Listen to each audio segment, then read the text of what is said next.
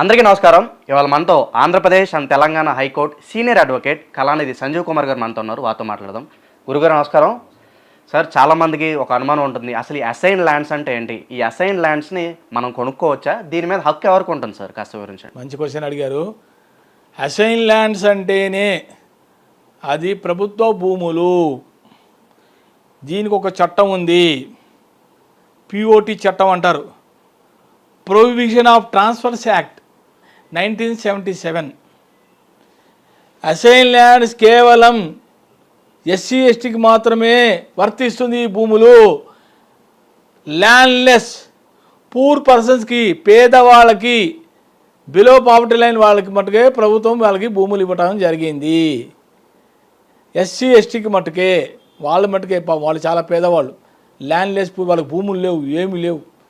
ఇలాంటి వాళ్ళకే ప్రభుత్వము తెలంగాణలో 1958-59 ప్రాంతంలో చాలామందికి ల్యాండ్లెస్ పూర్ పర్సన్స్కి భూములు ఇవ్వడం జరిగింది. ఆంధ్రప్రదేశ్లో 1953-54 ప్రాంతంలో ఆంధ్రప్రదేశ్లో కూడా పేదవాళ్ళకి, ఎస్సీ ఎస్టీ వాళ్ళకి భూములు ఇవ్వడం జరిగింది. ఆ భూములతో పాటుకు వాళ్ళకి పట్టాలు కూడా ఇవ్వడం జరిగింది, అసైన్డ్ పట్టా. అర్థమైందా? ఈ భూముల్లో కేవలం వాళ్ళు మట్టుకే జీవితాంతం వారసత్వంగా, హెరిటబుల్ వారసత్వంగా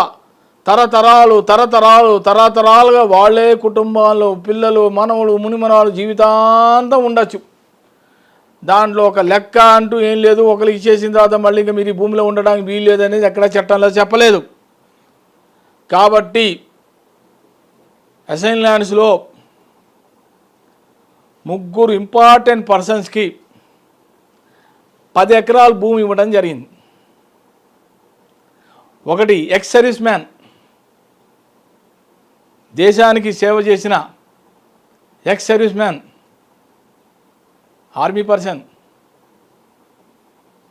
పొలిటికల్ సోల్జర్స్, వీళ్ళు ఉంటారు కదా దేశాన్ని కాపాడేవాళ్ళు, వాళ్ళు.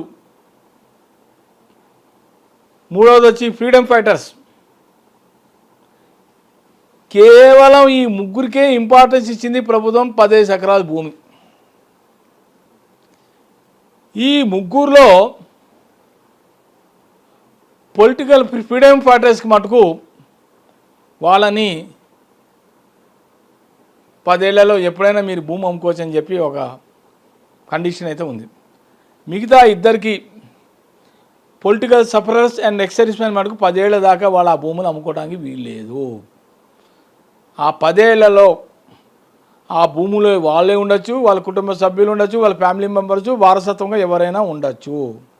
కానీ ఆ భూముల్లో ఎవరు కూడా ఎటువంటి ఆ భూమిని మార్టిగేజ్ చేయడానికి వీల్లేదు, గిఫ్ట్ చేయడానికి వీల్లేదు, ట్రాన్స్ఫర్ చేయడానికి వీల్లేదు, సేల్ చేయడానికి వీల్లేదు. ఇలాంటి కండిషన్స్ మీద ప్రభుత్వం వీళ్ళు ముగ్గురికి ఆ వెసులుబాటు ఇవ్వడం జరిగింది. సేమ్ తెలంగాణలో అంతే, ఆంధ్రాలో అంతే. మీరు అడిగిన ప్రశ్న ఏంటి, అమ్ముకోవచ్చా భూములు? 1977లో ఈ చట్టం వచ్చింది. ఈ చట్టంలో వెరీ క్లియర్గా చెప్పింది అంటే ఎవరు కూడా ప్రభుత్వ భూములు అమ్ముకోవడానికి వీలు లేదు. 77 కన్నా ముందర ఈ చట్టంలో ఎవరైనా అమ్ముకోవడానికి వీలు, చాలామంది అమ్ముకున్నారు, తప్పేం లేదు.